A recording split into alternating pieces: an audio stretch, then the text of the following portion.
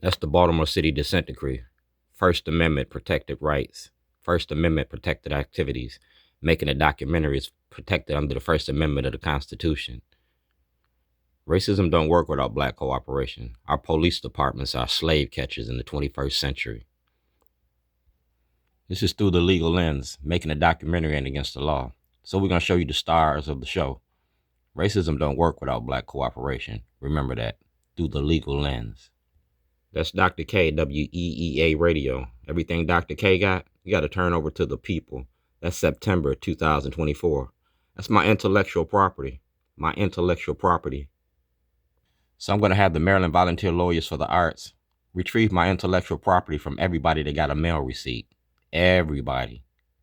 And Malcolm Ruff going to be my poster child for the 2025 elections. He running for office, I'm running my mouth.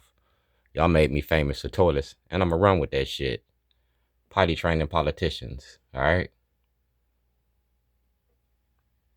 President Trump got to turn his paperwork over too. That's Dr. Kaye, WEAA Radio. That's property of the Carson Institute, Loyola University, all right? Social justice. So we're going to talk about social justice because racism don't work without black cooperation. Dr. Kaye ain't said nothing about this at all, but that's social justice. You got the haves versus the have-nots. And I'm going to show you what the haves is holding down the have-nots. You had the Maryland Black Caucus weekend, but none of the Black Caucus had to mention this. None of the Black Caucus mentioned this. I'm not Emmett Till. I'm still alive and breathing. I'm not Emmett Till. I'm still alive and breathing. And I'm going to share my story with the world. That's me, Shorty, a champion for justice. Y'all made me famous for toilets. See that? That's at the Creative Alliance. That's Mayor Brandon Scott, Corey McCray, and Governor O'Malley. And that's my toilets.